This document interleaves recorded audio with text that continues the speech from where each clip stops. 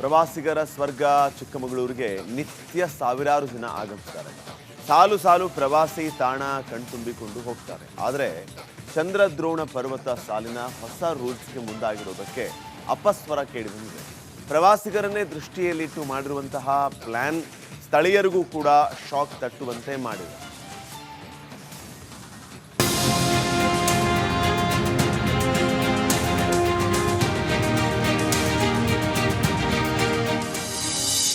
ವಿವಾದಕ್ಕೆಡೆಯಾದ coffee ನಾಡಿನ ಪ್ರವಾಸೋದ್ಯಮ, ಹೊಸ ನಿಯಮ ಜಾರಿಗೆ ಸ್ಥಳೀಯರ ವಿರೋಧ. ಅದು ಅರಣ್ಯ, ಕಂದಾಯ ಭೂಮಿ, ಪ್ರಕೃತಿಯನ್ನ ಸವಿಯಲು ಪ್ರವಾಸಿಗರು ಬರ್ತಾರೆ. ಆದ್ರೆ ಅಲ್ಲಿ ಊರು ಕಾರ್ಮಿಕರಾಗಿ ನೂರಾರು ಕುಟುಂಬಗಳಿವೆ. ಈಗ ಪ್ರವಾಸೋದ್ಯಮ ಹೆಸರಲ್ಲಿ ಹೊಸ ರೂಲ್ಸ್ ಜಾರಿಗೆ ತಂದಿದ್ದಾರೆ. ಸ್ಥಳೀಯರ ಮೇಲೆಯೂ ಆಗ್ತಿರೋದಕ್ಕೆ ಅಸಮಾಧಾನ, ವಿವಾದ ಶುರುವಾಗಿದೆ. ಸಾವಿರಾರು ಎಕರೆ ಕಾಫಿ ತೋಟ, ಕಣ್ಣು ಹಾಯಿಸಿದಷ್ಟು ದೂರಕ್ಕೆ ಕಾಣ್ತಿರೋ ಹಸಿರಸಿರಿ, ಇದು ಚಂದ್ರದ್ರೋಣ ಪರ್ವತ ಸಾಲಿನ ವೈಭೋಗ. ಕಾಫಿ ನಾಡಿನ ಭೂಲೋಕದ ಸ್ವರ್ಗ ಅಂತಲೇ ಚಂದ್ರದ್ರೋಣ ಪರ್ವತ ಪ್ರಸಿದ್ಧಿ ಪಡೆದಿದೆ. ಈಗ ಕಾಫಿ ನಾಡಿನ ಗಿರಿಶ್ರೇಣಿಗೆ ಜನಸಾಗರವೇ ಹರಿದು ಬರ್ತಿದೆ. ಆದ್ರೆ ಪ್ರವಾಸಿಗರ ವಾಹನಗಳಿಗೆ ಹೊಸ ರೂಲ್ಸ್ ಮಾಡೋ ಜೊತೆಯಲ್ಲಿ ಸ್ಥಳೀಯರಿಗೂ ಬಿಗ್ ಶಾಕ್ ನೀಡಲಾಗಿದೆ. ಬೆಳಗ್ಗೆ 600 ಮತ್ತು ಮಧ್ಯಾಹ್ನ 600 ಪ್ರವಾಸಿ ವಾಹನಕ್ಕೆ ಅನುಮತಿ ನೀಡಲು ಮುಂದಾಗಿದೆ. ಈ ಭಾಗದಲ್ಲಿ ಸಂಚರಿಸಲು ಸ್ಥಳೀಯರು ಅನುಮತಿ ಪತ್ರ ಪಡೆಯಬೇಕು ಎನ್ನುವ ತೀರ್ಮಾನಕ್ಕೆ ಬರಲಾಗ್ತಿದೆ. ಆದ್ರೆ ಇದಕ್ಕೆ ಸ್ಥಳೀಯರಿಂದಲೇ ಅಪಸ್ವರ ಕೇಳಿ ಬಂದಿದೆ.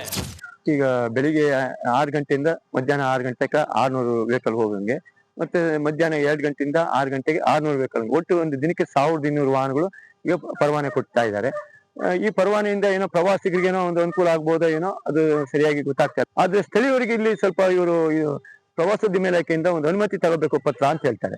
ಆ ಪ್ರವಾಸೋದ್ಯಮ ಇಲಾಖೆಯಿಂದ ಒಂದು ಅನುಮತಿ ತಗೊಳಕ್ಕೆ ಈಗ ಕೆಲವು ತೋಟದ ಮಾಲೀಕರು ಇದ್ದಾರೆ, ಮತ್ತೆ ಕೆಲವು ದಿನನಿತ್ಯ ಕೂಲಿ ಕಾರ್ಮಿಕರು ಓಡಾಡ್ತಾರೆ. ಅವ್ರು ಯಾವ ರೀತಿ ಇವರು ವ್ಯವಸ್ಥೆ ಮಾಡಿಕೊಡ್ತಾರೆ ಅನ್ನೋದು ಸ್ವಲ್ಪ ಗೊಂದಲ ಇದೆ. ಬಹುತೇಕ ಕಾರ್ಮಿಕರು ಇತ್ತೀಚಿನ ದಿನದಲ್ಲಿ ಪ್ರವಾಸೋದ್ಯಮವನ್ನೇ ನೆಚ್ಚಿಕೊಂಡಿದ್ದಾರೆ. ರೆಸಾರ್ಟ್, ಹೋಮ್ ಸ್ಟೇ, ಸಣ್ಣ ಸಣ್ಣ ಹೋಟೆಲ್ ಅಂಗಡಿಗಳಿಂದ ಬದುಕು ಕಟ್ಟಿಕೊಂಡವರಿಗೆ ಸಮಸ್ಯೆ ಆಗುತ್ತೆ ಅಂತಾರೆ. ಸ್ಥಳೀಯರ ವಾಹನಗಳಿಗೆ ಪಾಸ್ ಕೊಡುವ ಬದಲು ಪ್ರವಾಸಿಗರ ವಾಹನಗಳ ಮಾರ್ಗ ಬದಲಾಯಿಸಿ ಅಂತಿದ್ದಾರೆ ಕೆಲವರು. ಗಿರಿಸಾಲಿಗೆ ಬರುವ ವಾಹನಗಳನ್ನ ಐಡಿ ಪೀಠದಿಂದ ಪಾಸ್ ಆಗಲು ಜಾಗರ, ಮುತ್ತೋಡಿ ಕಡೆ ಪ್ರಯಾಣಿಸಲಿ ಅಂತಾರೆ. ಹಾಗೆ ಮಾಡಿದ್ರೆ ಸುತ್ತಮುತ್ತಲ ಭಾಗದಲ್ಲೂ ಪ್ರವಾಸೋದ್ಯಮ ಅಭಿವೃದ್ಧಿಯಾಗುತ್ತೆ ಅನ್ನೋ ಸಲಹೆ ಮುಂದಿಟ್ಟಿದ್ದಾರೆ. ಯಾವುದೇ ರೀತಿಯ ಪ್ರವಾಸಿಗರನ್ನ ನಿಯಂತ್ರಣ ಮಾಡೋದನ್ನ ನಾವು ಇವತ್ತು ಖಂಡಿಸ್ತೀವಿ. ಜಿಲ್ಲೆಯಲ್ಲಿ ಹಲವಾರು ಪ್ರೇಕ್ಷಣೀಯ ಸ್ಥಳಗಳಿದೆ, ಅದನ್ನ ಗುರುತು ಮಾಡಿ ಇಂಥ ಭಾಗಕ್ಕೆ ಹೋಗಿ ಅಂತಕ್ಕಂಥ ಡೈವರ್ಟ್ ಮಾಡ್ತಕ್ಕಂಥ ಕೆಲಸ ಮಾಡ್ಬೇಕು. ಬಿಟ್ರೆ ಬರ್ತಕ್ಕಂಥ ಏನು ಪ್ರವಾಸಿಗರನ್ನೇ ನಾವು ಅವಾಯ್ಡ್ ಮಾಡಿದ್ದೇ ಆದ್ರೆ ಅದನ್ನ ನಂಬ್ಕೊಂಡಿರ್ತಕ್ಕಂಥ ವ್ಯಾಪಾರಿಗಳಿರ್ಬೋದು, ಹೋಟೆಲ್ಗಳಿರ್ಬೋದು, ಅಥವಾ ಹೋಮ್ ಸ್ಟೇಗಳಿರ್ಬೋದು, ಪ್ರತಿಯೊಬ್ಬರಿಗೂ ಅದರಿಂದ ಬಹಳಷ್ಟು ಆರ್ಥಿಕವಾಗಿ ನಷ್ಟ ಆಗ್ತಕ್ಕಂಥ ಸಂಭವ ಇರೋದ್ರಿಂದ ಆರ್ಥಿಕವಾಗಿ ನಮ್ಮ ಜಿಲ್ಲೆ ಸದೃಢ ಆಗ್ಬೇಕು ಅಂದ್ರೆ ನಾವು ಪ್ರವಾಸೋದ್ಯಮಕ್ಕೆ ಹೆಚ್ಚಿನ ಒತ್ತು ಕೊಡಬೇಕು. ಪ್ರವಾಸಿಗರ ಜೊತೆಗೆ ಸ್ಥಳೀಯರ ವಾಹನಗಳಿಗೂ ಪಾಸ್ ನೀಡಲು ಮುಂದಾಗಿರೋ ಕ್ರಮಕ್ಕೆ ವ್ಯಾಪಕ ವಿರೋಧ ವ್ಯಕ್ತವಾಗ್ತಿದೆ. ಚಂದ್ರದ್ರೋಣ ಪರ್ವತ ಸಾಲಿನ ಹೊಸ ರೂಲ್ಸ್ ವಿವಾದಕ್ಕೆ ಎಡೆ ಮಾಡಿಕೊಟ್ಟಿದೆ.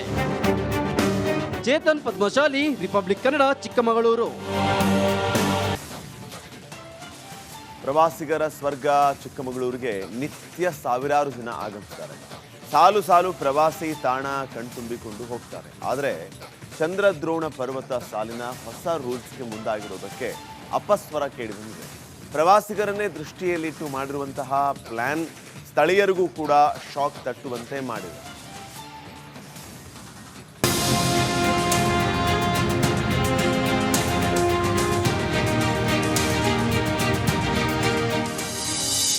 ವಿವಾದಕ್ಕೆಡೆಯಾದ ಕಾಫಿ ನಾಡಿನ ಪ್ರವಾಸೋದ್ಯಮ, ಹೊಸ ನಿಯಮ ಜಾರಿಗೆ ಸ್ಥಳೀಯರ ವಿರೋಧ. ಅದು ಅರಣ್ಯ, ಕಂದಾಯ ಭೂಮಿ, ಪ್ರಕೃತಿಯನ್ನ ಸವಿಯಲು ಪ್ರವಾಸಿಗರು ಬರ್ತಾರೆ. ಆದ್ರೆ ಅಲ್ಲಿ ಊರು ಕಾರ್ಮಿಕರಾಗಿ ನೂರಾರು ಕುಟುಂಬಗಳಿವೆ. ಈಗ ಪ್ರವಾಸೋದ್ಯಮ ಹೆಸರಲ್ಲಿ ಹೊಸ ರೂಲ್ಸ್ ಜಾರಿಗೆ ತಂದಿದ್ದಾರೆ. ಸ್ಥಳೀಯರ ಮೇಲೆಯೂ ಆಗ್ತಿರೋದಕ್ಕೆ ಅಸಮಾಧಾನ, ವಿವಾದ ಶುರುವಾಗಿದೆ. ಸಾವಿರಾರು ಎಕರೆ ಕಾಫಿ ತೋಟ, ಕಣ್ಣು ಹಾಯಿಸಿದಷ್ಟು ದೂರಕ್ಕೆ ಕಾಣ್ತಿರೋ ಹಸಿರಸಿರಿ, ಇದು ಚಂದ್ರದ್ರೋಣ ಪರ್ವತ ಸಾಲಿನ ವೈಭೋಗ. ಕಾಫಿ ನಾಡಿನ ಭೂಲೋಕದ ಸ್ವರ್ಗ ಅಂತಲೇ ಚಂದ್ರದ್ರೋಣ ಪರ್ವತ ಪ್ರಸಿದ್ಧಿ ಪಡೆದಿದೆ. ಈಗ ಕಾಫಿ ನಾಡಿನ ಗಿರಿಶ್ರೇಣಿಗೆ ಜನಸಾಗರವೇ ಹರಿದು ಬರ್ತಿದೆ. ಆದ್ರೆ ಪ್ರವಾಸಿಗರ ವಾಹನಗಳಿಗೆ ಹೊಸ ರೂಲ್ಸ್ ಮಾಡೋ ಜೊತೆಯಲ್ಲಿ ಸ್ಥಳೀಯರಿಗೂ ಬಿಗ್ ಶಾಕ್ ನೀಡಲಾಗಿದೆ. ಬೆಳಗ್ಗೆ 600 ಮತ್ತು ಮಧ್ಯಾಹ್ನ 600 ಪ್ರವಾಸಿ ವಾಹನಕ್ಕೆ ಅನುಮತಿ ನೀಡಲು ಮುಂದಾಗಿದೆ. ಈ ಭಾಗದಲ್ಲಿ ಸಂಚರಿಸಲು ಸ್ಥಳೀಯರು ಅನುಮತಿ ಪತ್ರ ಪಡೆಯಬೇಕು ಎನ್ನುವ ತೀರ್ಮಾನಕ್ಕೆ ಬರಲಾಗ್ತಿದೆ. ಆದ್ರೆ ಇದಕ್ಕೆ ಸ್ಥಳೀಯರಿಂದಲೇ ಅಪಸ್ವರ ಕೇಳಿ ಬಂದಿದೆ. ಈಗ ಬೆಳಿಗ್ಗೆ 6 ಗಂಟೆಯಿಂದ ಮಧ್ಯಾಹ್ನ 6 ಗಂಟೆ ತನಕ 600 ವೆಹಿಕಲ್ ಹೋಗಂಗೆ, ಮತ್ತೆ ಮಧ್ಯಾಹ್ನ 2 ಗಂಟೆಯಿಂದ 6 ಗಂಟೆಗೆ 600 ವೆಹಿಕಲ್, ಒಟ್ಟು ಒಂದು ದಿನಕ್ಕೆ 1200 ವಾಹನಗಳು ಈಗ ಪರವಾನೆ ಕೊಡ್ತಾ ಇದ್ದಾರೆ. ಈ ಪರವಾನೆಯಿಂದ ಏನೋ ಪ್ರವಾಸಿಗರಿಗೆ ಏನೋ ಒಂದು ಅನುಕೂಲ ಆಗ್ಬೋದೋ ಏನೋ ಅದು ಸರಿಯಾಗಿ ಗೊತ್ತಾಗ್ತದೆ. ಆದ್ರೆ ಸ್ಥಳೀಯರಿಗೆ ಇಲ್ಲಿ ಸ್ವಲ್ಪ ಇವರು ಪ್ರವಾಸೋದ್ಯಮ ಇಲಾಖೆಯಿಂದ ಒಂದು ಅನುಮತಿ ತಗೋಬೇಕು ಪತ್ರ ಅಂತ ಹೇಳ್ತಾರೆ. ಆ ಪ್ರವಾಸಿಗೋದ್ಯಮ ಇಲಾಖೆಯಿಂದ ಒಂದು ಅನುಮತಿ ತಗೊಳಕ್ಕೆ ಈಗ ಕೆಲವು ತೋಟದ ಮಾಲೀಕರು ಇದ್ದಾರೆ, ಮತ್ತೆ ಕೆಲವು ದಿನನಿತ್ಯ ಕೂಲಿ ಕಾರ್ಮಿಕರು ಓಡಾಡ್ತಾರೆ. ಅವ್ರು ಯಾವ ರೀತಿ ಇವರು ವ್ಯವಸ್ಥೆ ಮಾಡಿಕೊಡ್ತಾರೆ ಅನ್ನೋದು ಸ್ವಲ್ಪ ಗೊಂದಲ ಇದೆ. ಬಹುತೇಕ ಕಾರ್ಮಿಕರು ಇತ್ತೀಚಿನ ದಿನದಲ್ಲಿ ಪ್ರವಾಸೋದ್ಯಮವನ್ನೇ ನೆಚ್ಚಿಕೊಂಡಿದ್ದಾರೆ.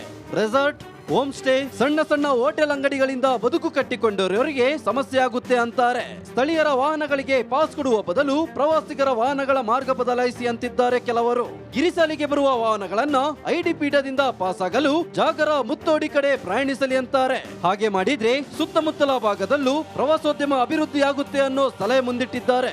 ಯಾವುದೇ ರೀತಿಯ ಪ್ರವಾಸಿಗರನ್ನ ನಿಯಂತ್ರಣ ಮಾಡೋದನ್ನ ನಾವು ಇವತ್ತು ಖಂಡಿಸ್ತೀವಿ. ಜಿಲ್ಲೆಯಲ್ಲಿ ಹಲವಾರು ಪ್ರೇಕ್ಷಣೀಯ ಸ್ಥಳಗಳಿದೆ, ಅದನ್ನ ಗುರುತು ಮಾಡಿ ಇಂಥ ಭಾಗಕ್ಕೆ ಹೋಗಿ ಅಂತಕ್ಕಂಥ ಡೈವರ್ಟ್ ಮಾಡ್ತಕ್ಕಂಥ ಕೆಲಸ ಮಾಡ್ಬೇಕು. ಬಿಟ್ರೆ ಬರ್ತಕ್ಕಂಥ ಏನು ಪ್ರವಾಸಿಗರನ್ನೇ ನಾವು ಅವಾಯ್ಡ್ ಮಾಡಿದ್ದೇ ಆದ್ರೆ ಅದನ್ನ ನಂಬ್ಕೊಂಡಿರ್ತಕ್ಕಂಥ ವ್ಯಾಪಾರಿಗಳಿರ್ಬೋದು, ಹೋಟೆಲ್ಗಳಿರ್ಬೋದು, ಅಥವಾ ಹೋಮ್ ಸ್ಟೇಗಳಿರ್ಬೋದು, ಪ್ರತಿಯೊಬ್ಬರಿಗೂ ಅದರಿಂದ ಬಹಳಷ್ಟು ಆರ್ಥಿಕವಾಗಿ ನಷ್ಟ ಆಗ್ತಕ್ಕಂಥ ಸಂಭವ ಇರೋದ್ರಿಂದ ಆರ್ಥಿಕವಾಗಿ ನಮ್ಮ ಜಿಲ್ಲೆ ಸದೃಢ ಆಗ್ಬೇಕು ಅಂದ್ರೆ ನಾವು ಪ್ರವಾಸೋದ್ಯಮಕ್ಕೆ ಹೆಚ್ಚಿನ ಒತ್ತು ಕೊಡಬೇಕು. ಪ್ರವಾಸಿಗರ ಜೊತೆಗೆ ಸ್ಥಳೀಯರ ವಾಹನಗಳಿಗೂ ಪಾಸ್ ನೀಡಲು ಮುಂದಾಗಿರೋ ಕ್ರಮಕ್ಕೆ ವ್ಯಾಪಕ ವಿರೋಧ ವ್ಯಕ್ತವಾಗ್ತಿದೆ. ಚಂದ್ರದ್ರೋಣ ಪರ್ವತ ಸಾಲಿನ ಹೊಸ ರೂಲ್ಸ್ ವಿವಾದಕ್ಕೆ ಎಡೆ ಮಾಡಿಕೊಟ್ಟಿದೆ. ಚೇತನ್ ಪದ್ಮಶಾಲಿ, ರಿಪಬ್ಲಿಕ್ ಕನ್ನಡ, ಚಿಕ್ಕಮಗಳೂರು. ಪ್ರವಾಸಿಗರ ಸ್ವರ್ಗ ಚಿಕ್ಕಮಗಳೂರಿಗೆ ನಿತ್ಯ ಸಾವಿರಾರು ಜನ ಆಗಮಿಸ್ತಾರೆ. ಸಾಲು ಸಾಲು ಪ್ರವಾಸಿ ತಾಣ ಕಣ್ತುಂಬಿಕೊಂಡು ಹೋಗ್ತಾರೆ. ಆದರೆ ಚಂದ್ರದ್ರೋಣ ಪರ್ವತ ಸಾಲಿನ ಹೊಸ ರೂಲ್ಸ್ಗೆ ಮುಂದಾಗಿರೋದಕ್ಕೆ ಅಪಸ್ವರ ಕೇಳಿಬಂದಿದೆ. ಪ್ರವಾಸಿಗರನ್ನೇ ದೃಷ್ಟಿಯಲ್ಲಿಟ್ಟು ಮಾಡಿರುವಂತಹ ಪ್ಲಾನ್ ಸ್ಥಳೀಯರಿಗೂ ಕೂಡ ಶಾಕ್ ತಟ್ಟುವಂತೆ ಮಾಡಿದೆ.